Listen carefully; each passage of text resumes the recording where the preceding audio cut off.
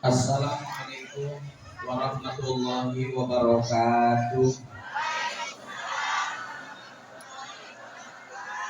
Bismillahirrahmanirrahim. Alhamdulillahilladzi arsala rasulahu rahmatan lil alamin. Asyhadu an la ilaha illallah wahdahu la syarikalah wa asyhadu anna Muhammadan abduhu wa rasuluh shadiqul wa'dil amin. Allahumma sholli wa sallim wa barik ala sayyidina Muhammad Sallallahu alaihi wa wasallam. ala alihi wa ashabihi wa man tabi'ahum bi ihsanin ila yaumiddin. Amma ba'du. Yang mulia Ketua Panitia, Ketua DKM, para kiai, para ustadz, guru-guru kita, wabil khusus Al-Mukarram Bapak Ustadz Abdul Aziz yang tadi barusan memberikan ceramah, Ustadz Rijal, yang mulia Bapak Lurah, Bapak-bapak Ketua RW, Ketua RT, para kesepuhan yang kelihatannya sudah mulai banyak yang sepuh yang saya hormati, Ketua Majelis Taklim, Ketua Risma, Bapak-bapak, Ibu-ibu, adik-adik yang hadir pada malam ini, mudah-mudahan semuanya dalam lindungan Allah Subhanahu wa Ta'ala. Kelahiran Nabi Muhammad sesungguhnya diperingati oleh Nabi Muhammad itu sendiri. Seorang sahabat bertanya kepada Rasul, "Ya Rasulullah, kenapa engkau berpuasa di hari Senin?"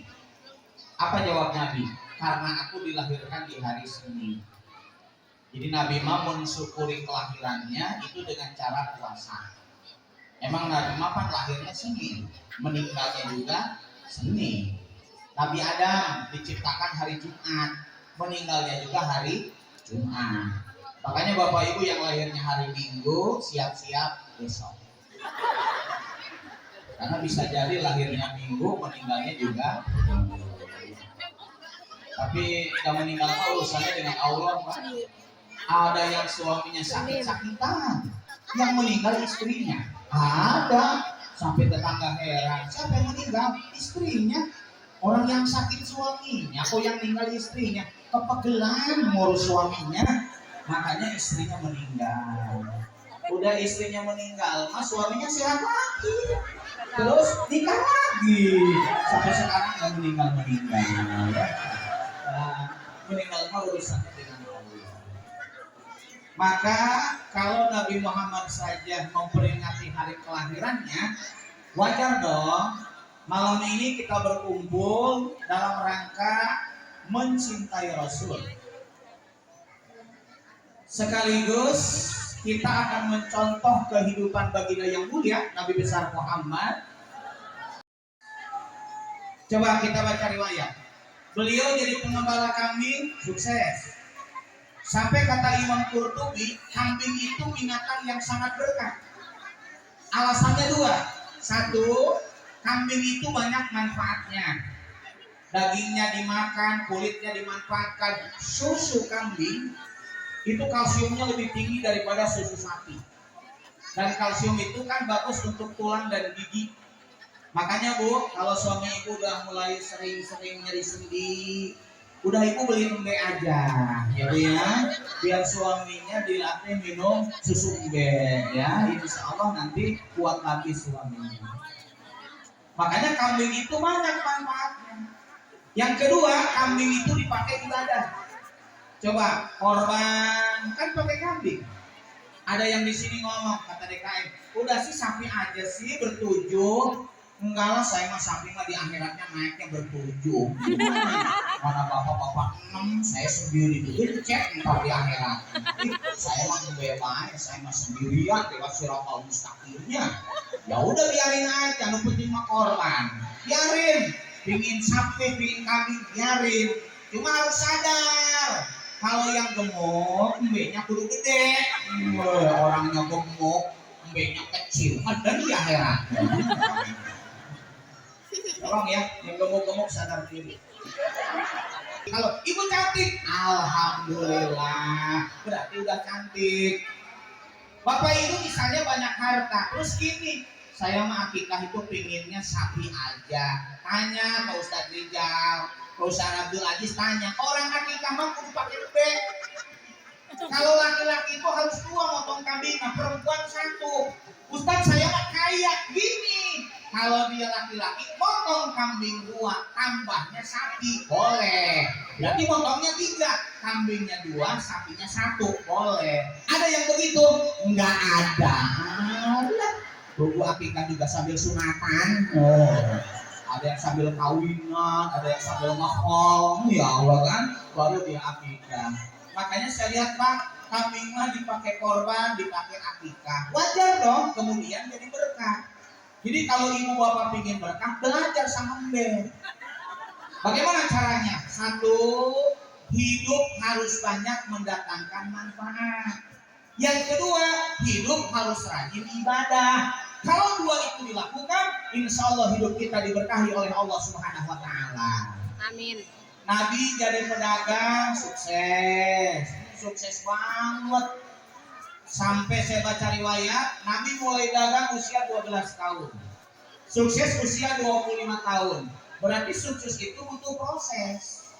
Maaf ya Pak, Ibu, pingin kaya itu boleh, cepat kaya jangan. Kalau cepat kaya 2 kemungkinan. 1 korupsi, yang kedua main dukun. Makanya jualannya cepat laku kalau main dukun kan? Nabi Muhammad kaya aja Pak. Kapan mulai dagang? Usia 12 tahun. Kapan sukses? 25 tahun. Berarti sukses itu butuh proses. Nabi ingin punya istri sukses, menikah dengan Siti Khadijah. Saya baca riwayat Pak, Siti Khadijah memang istimewa banget.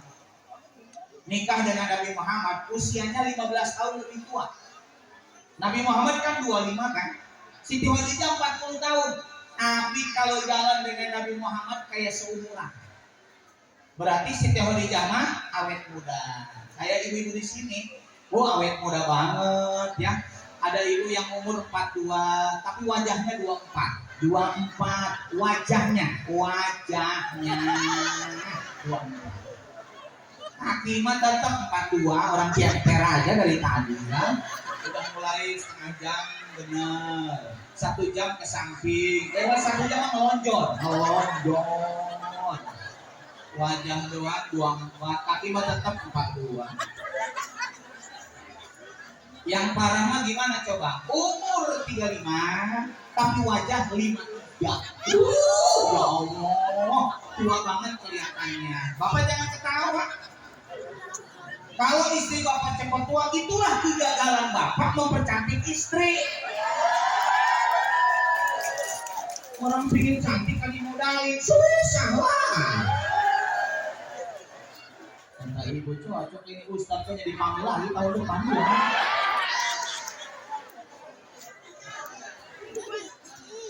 Dan saya ingatkan Pak, kalau istri itu cantik yang terhormat itu suami lah, ibu ya.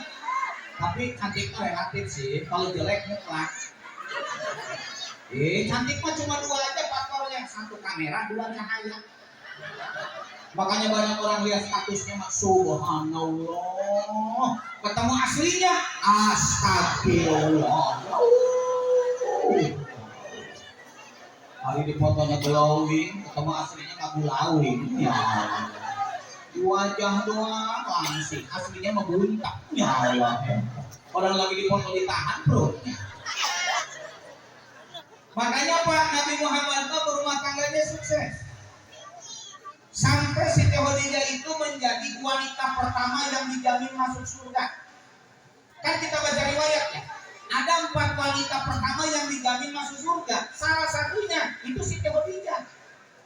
Kenapa Siti Khadijah dijamin masuk surga? Rahasianya 4. Dengerin Bu, ini maulid Nabi ya. Saya mau ngomong-ngomong politik enggak. Saya bukan orang politik. Ngomong ekonomi bukan ahli ekonomi. Ngomong pertanian gak punya kebun saya. Ini mau maulid Nabi aja ya. Kita mau ngomong maulid Nabi aja. Kenapa Siti Khadijah dijamin masuk surga? Rahasianya 4. 1, wanita pertama yang beriman kepada Allah dan Rasul. Mohon maaf Bapak Ibu, walaupun istri Nabi kalau nggak beriman kepada Allah dan Rasul nggak bisa ke surga. Siapa contohnya? Istri Nabi Nuh. Nabi Nuh itu Nabi Ulul Azmi, istrinya sampai meninggal dia tidak beriman, maka istri Nabi Nuh tidak bisa ke surga. Siapa Bu istri Nabi Nuh? Bunuh. Ya Allah ya. Lama ibu memikirnya. Bunuh. Istrinya Pak RT siapa? Ya pinter itu. Istrinya Nabi Nuh siapa? Bunuh. Jadi ada dua istri Nabi yang gagal ke surga. Satu istri Nabi Nuh, yang kedua istri Nabi Lut. Siapa namanya? Lut. Biar cepat ya. Tolong rada jelingan lah kalau dijawab ya, lama nanti mikirnya kan. Makanya Bapak Ibu, kalau ibu ingin ke surga, syarat pertama beriman dulu kepada Allah dan Rasul. Yang kedua, Siti Khadijah itu rajin ibadah. Wanita pertama yang sholat dengan Rasul itu Siti Khadijah. Jadi kalau ibu ke surga, satu beriman, dulu rajin ibadah. Maaf Pak, anak-anak sekarang kan suka manja ya. Tapi ibu Siti Khadijah mah gak alaman. Padahal suaminya Nabi Muhammad kan ibadahnya rajin. Ini mah kadang-kadang yang ngaji ibu aja bapaknya mah males. Ayah nggak ngaji, nanti mama panggil aja ayah di surga. Ya dia nanti balik lagi di surga. Coba ke surga kayak nunggu dipanggil, coba, ya kan? Terus anak juga, kamu masih tuh sholat, si malah nanti nyari orang dalam aja di surga malah ya, biar sama-sama ke surga. Tuh anak-anak sekarang begitu bu, males ibadahnya. Makanya Siti Khadijah kenapa dijamin masuk surga? Wanita yang ahli ibadah. Kalau ibu ingin ke surga, kudu rajin ibadah. Yang ketiga, Siti Khadijah itu wanita yang memuliakan suami. Coba kita baca riwayatnya. Nabi Muhammad pulang. Ternyata Siti Khadijah mah cerdas. Dia bisa membaca bahasa tubuhnya suami. Jadi nggak disuruh lagi, ngerti. Kayaknya Nabi Muhammad lapar ini ya. Langsung dia ke dapur masak. Bu, Siti Khadijah itu punya pembantu. Orangnya cantik, kaya, cerdas. Sepertiga kekayaan Jazirah Arabia itu miliknya Siti Khadijah. Tapi kalau urusan suami nggak nyuruh pembantu. Dia langsung masak sendiri. Sampai Jibril kemudian turun. Ya Rasulullah, sampaikan salam dari Allah ke Siti Khadijah. Beliau sudah disiapkan istana di surga. Ya Allah Pak, Siti Khadijah orangnya cantik, cerdas, orangnya kaya, istri Nabi tapi nggak males, nggak aleman. Itu istri Nabi, ibu istri siapa? Ya Allah. Suami pulang dari pabrik sore, mah kopi di pojok tuh, di pojok tuh kita duduk. Ngaleman orang mama lagi TikTok. Ya Allah, itu sendiri. Ada yang nyuruhnya pembantu aja. Kopi, kopi. Nasi goreng, Nah, makanya yang ke surga suami sama pembantu. Saya nggak tahu isinya nyungsep di mana itu. Ibu muliakan suami. Biar ibunya katanya pengen masuk surga. Yang keempat, Siti Khadijah itu wanita dermawan. Orangnya kaya tapi nggak pelit. Nah, PDKM nih, ketua panitia. Kegiatan mau di komplek Pak, kegiatan apa saja. Kalau ibu-ibunya dermawan, insya Allah semuanya sukses. Kenapa Pak? Kalau uang sudah masuk kawasan istri, susah keluarnya. Makanya kalau pengen sukses, ibu-ibunya aja digerakin, pasti sukses. Bapak mau korban Idul Adha, istri nggak mau, mau jadi. Terus suami mah korban atau mah tata tangga di buka mobil ke korban. Terus sih sore malam, jadi dong harus tuh kalah sama istri. Sekarang dibalik, ibu pingin korban, ayah korban tahun ini, apa kata suami? Udah sila, jangan korban tahun ini, anak mau masuk kuliah. Ayah, emang dijamin tahun depan ayah masih hidup? Kalau meninggal, rugi tidak korban. Ya udah, pokoknya mama mau korban tahun ini. Kalah sama istri. Makanya bapak mah badan doang gede, sama istri mah eleh. Di kantor kayak macan, di rumah kayak kucing. Ada orangnya, ada lagi duduk. Ada orangnya, ada. Bu, jangan pelit lah Bu. Ibu mau uang dikumpul-kumpul aja, asal punya duit beli baju, beli emas, nabung aja, mati mah gak dibawa. Begitu ibu meninggal, apa kata suami? Alhamdulillah, istri banyak emasnya. Alhamdulillah, lumayan buat mas kawin, buat mas. Sedangkan saya lihat, maaf ya Pak, rata-rata kalau istri meninggal, bapak-bapak menikah lagi. Rata-rata.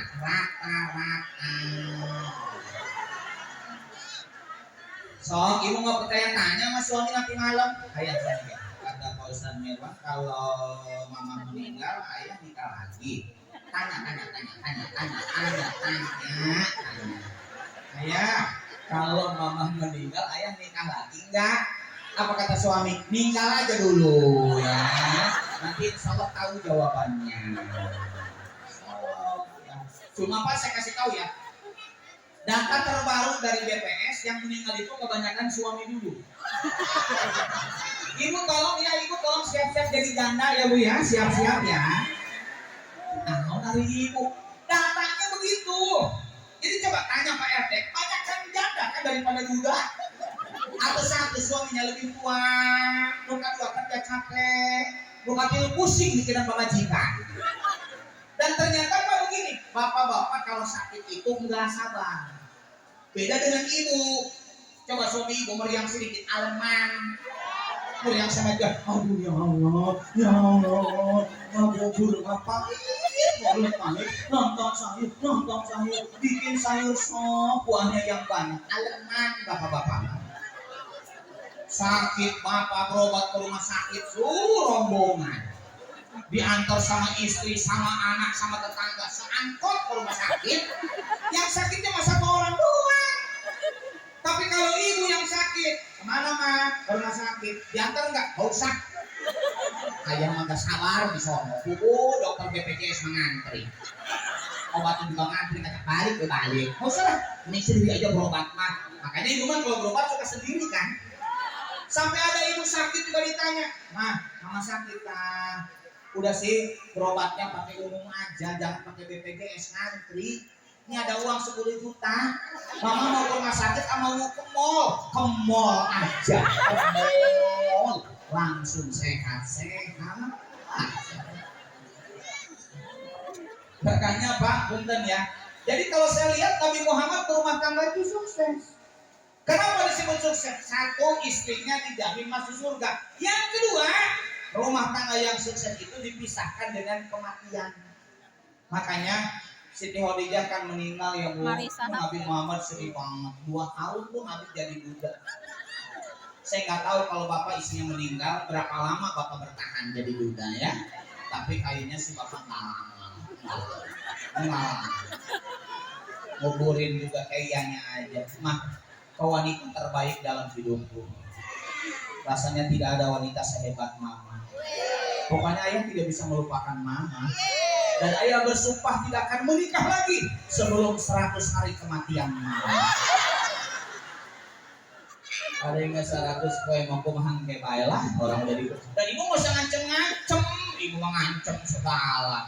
Ayah, pokoknya kalau ayah nanti mama meninggal kawin lagi, mama manggarito. Mama mau bangkit dari kubur. Terus ibu mau jadi kuntilanak gitu.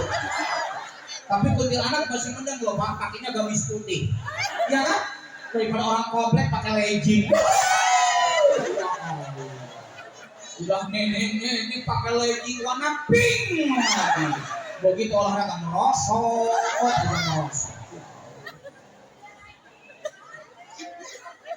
Dan saya lihat Pak, emang Siti Khadijah mah istimewa Pak, istimewa.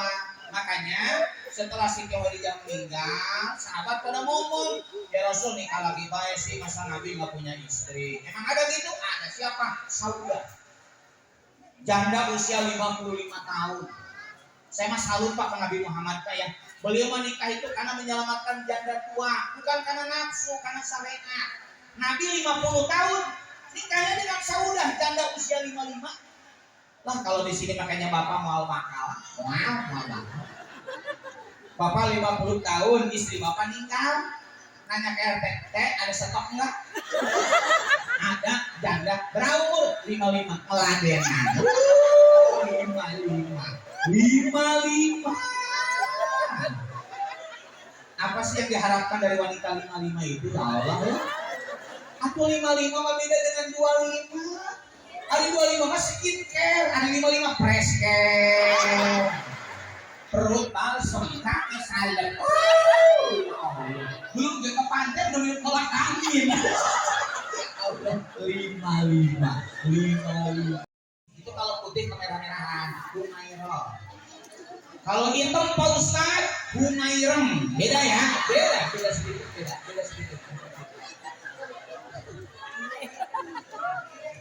Ibu bapak, ibu dipuji sama suami bahagia, dipuji anak bahagia, dipuji tetangga bahagia. Nabi Muhammad dipuji Allah. Wa innaka la'ala khuluqin adzim. Sesungguhnya engkau Nabi Muhammad memiliki akhlak yang sangat agung. Jadi kalau bapak ibu ingin mulia, bagaimana kata kuncinya? Punya akhlak yang mulia. Nah, malam ini kita coba Pak ya. Kita kaji sejarah. Apa sih hebatnya Nabi Muhammad itu sampai dipuji sama Allah? Satu, perhatikan. Setiap hari Nabi Muhammad setiap malam itu sholat tahajud. Padahal beliau mah nggak punya dosa. Sholat wajib mah jangan diomong, Nabi mah pasti. Perhatikan, Nabi mah tidak punya dosa, dapat garansi masuk surga. Tapi tiap malam masih tahajud. Sampai istrinya nanya, ya Rasulullah, kenapa kok tiap malam tahajud? Apa jawabannya? Aku ingin menjadi hamba yang pandai bersyukur. Dan perhatikan ibu bapak, orang yang rajin tahajud dapat garansi punya makom, tempat yang mulia di sisi Allah. Apa kata Allah? Wa minal laili fatahajjat bihi nafilatan lak asa ayyab asaka rabbuka maqaman mahmuda. Di sebagian malam hendaklah kamu tahajud. Pak, kalau kita ngaji, waktu malam itu yang bagus dibagi 3. Sepertiga malam yang pertama istirahat, pengajian, nah, sampai jam 10 aja pengajian mana. Ibu ngobrol sama suami sampai jam 10, main HP, lihat Lazada, Tokopedia, Shopee sampai jam 10. Masukin ke keranjang, beli mangga. Ada orangnya ada. Lagi duduk ada ya, ada. Bu, jangan main HP terlalu lama, cukup sampai jam 10. Ibu jalan keluar ayah beli nasi goreng sampai jam 10. Makanya harusnya pengajian malam ini sampai jam 10 ini harusnya. Ini jam 11 kurang, coba belum beres. Nah, sepertiga malam yang kedua tidur. Tidur terbaik itu jam 10 sampai jam 2. Nanti sepertiga malam yang terakhir baru tahajud. Pak Ustadz, kelamaan amat ya jam 2 sampai subuh. Ambil 1 jam sebelum subuh. Makanya di Mekah adanya 2 kali kan. Masjidil Haram 2 kali, Masjid Nabawi 2 kali. Kenapa? Cukup bagi kita tahajud itu 1 jam menjelang subuh. Jam berapa subuhnya? Jam 4:20. Bangun jam 3:20. Ibu dapat tahajud, dapat sholat witir. Nanti ibu sholat qobliyah subuh, sholat subuh, zikir doa, cukup. Dan di sini saya lihat ya, dari wajahnya kelihatan udah rajin tahajud. Kelihatan dari masaknya ya. Luyur, ada ngantuk, kayaknya persiapan tahajud. Makanya ngantuk aja jam 9. Oh, Rasul dijamin masuk surga malam-malam tahajud. Ibu nggak ada yang jamin ke surga subuh kesiangan coba. Makanya Rasul wajar mulia. Kenapa? Tiap malam tahajud. Yang kedua apa yang kedua? Kenapa Rasulullah mulia? Tiap malam Rasul itu istighfar sehari 70 kali. Ada hadis menjelaskan 100 kali. Kenapa Rasul istighfar? Rasul tidak punya dosa. Ingin memberikan contoh kepada umatnya. Kalau ada umatnya yang bikin dosa, segera mohon ampun kepada Allah. Bagaimana caranya? Banyaklah beristighfar kepada Allah. Nah, makanya Pak, kalau Bapak ingin mulia, perbanyak. Kita malam-malam itu istighfar, habis sholat istighfar. Orang yang rajin istighfar, dia mulia di hadapan Allah. Yang ketiga, Rasul tiap hari berdoa. So, maaf ya, Saya lihat Nabi mah begini Bu. Mau tidur doa. Bangun tidur doa. Mau ke masjid doa. Masuk masjid doa. Keluar masjid doa. Mau makan doa. Beres makan doa. Itu Nabi. Kenapa? Orang berdoa itu menunjukkan tawadu. Orang yang tawadu pasti dimuliakan Allah. Kalau manusia takabur direndahkan Allah. Makanya kalau ibu pingin mulia, bapak pingin mulia, biasakan tiap hari kita berdoa. Ibu bangun tidur baca doa. Betul ya? Ibu mau pergi baca doa. Ayah, di undangan, ini mamanya diundang, baca doa. Termasuk Pak, kalau bapak menghadiri pernikahan, pengantin itu yang paling dibutuhkan doanya. Bu, ibu undangan nggak bawa amplop, nggak berdosa. Kalau ibu nggak punya malu, nggak berdosa sebenarnya. Kalau ibu nggak punya malu, makanya nanti begini. Kalau ustadz yang ngerti mah ya, kalau pas akad nikah, doa itu jangan panjang-panjang. Makanya doa terpendek apa? Barakallahu laka wa baraka alaika wa jama'a bainakuma fi khair. Ima doa akad nikah, semua doa dibaca. Tunggu acara kawinan. Allahumma hawwin alaina bi sakaratil maut wa najatan minan nar wal afat indal hisab. Kata pengantin, doangna penting urang sakarat, doangna urang mesti doakeun sakarat doang. Atuh doa mah semua juga bagus Pak, tapi penempatannya kudu benar.